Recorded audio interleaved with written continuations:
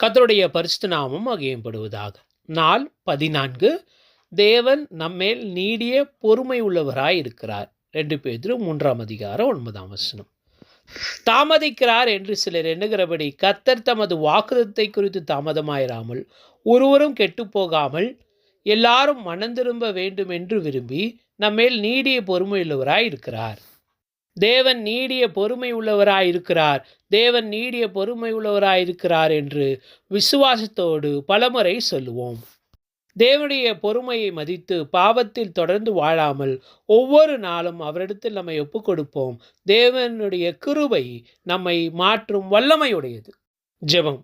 பொறுமையுள்ள தேவனே, என் குறைகளிலும் தவறுகளிலும் என்னை அன்போடு நடத்துவதற்காக நன்றி. உமது கிருபையை உணர்ந்து பாவத்தை விட்டு விலகி பரிசுத்த வாழ்க்கையில் வளர எனக்கு உதவி செய்யும். இயேசுவின் நாமத்தில் ஜெபிக்கிறேன் நல்ல பிதாவே, ஆமேன். இந்த நாளில் 3, 4 குறைந்தபட்சம் ஒரு 5, 6 முறையாவது தேவனுடைய உதவியை கேட்டு ஜெபியுங்கள்.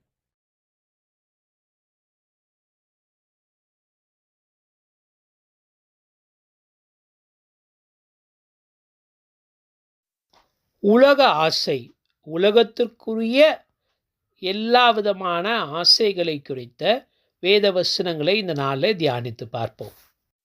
கொலோசியர் 3 அதிகாரம் 2 சொல்லப்பட்டிருக்கிற பூமியில் உள்ளவைகள் அல்ல மேலானவைகளே நாடுங்கள் என்று எழுதியிருக்கிறதே என்ற வேத வசனத்தை உலக ஆசையை ஜெயிப்பதற்கு பயன்படுத்துவோம். நமது ஆண்டவர் சொன்னது போல நாம் சொல்வோம். இந்த வசனத்தை மனப்பாடம் செய்யுங்கள். இந்த வசனத்தை இன்று பலமுறை சொல்லி பாருங்கள். இந்த வசனத்தை உங்கள் கையால் ஒரு முறை எழுதுங்கள். பாவத்தின் சோதனை வரும்பொழுதெல்லாம் வேதாகம வசனத்தை சத்தமாக மேற்கோள் காட்டுங்கள். வேதம் அந்த பாவத்தை குறித்து என்னவெல்லாம் சொல்லுகிறதோ அதுக்குரிய வேத வசனங்களை இங்கே கொடுத்திருக்கிறோம். நீங்கள் அதை படித்து பயன்பெறுங்கள். இந்த புத்தகம் தேவைப்படுவோர் 9962154036 என்ற வாட்ஸ்அப் எண்ணிற்கு எங்களை தொடர்பு கொள்ளவும். May God bless you. Turn to the Believers என்ற இந்த யூடியூப் சேனலை சப்ஸ்கிரைப் செய்யுங்கள், மற்றோடு பகிர்ந்து கொள்ளுங்கள். தேவன் உங்கள் ஒவ்வொருவரையும் ஆசீர்வதிப்பார். May God bless you.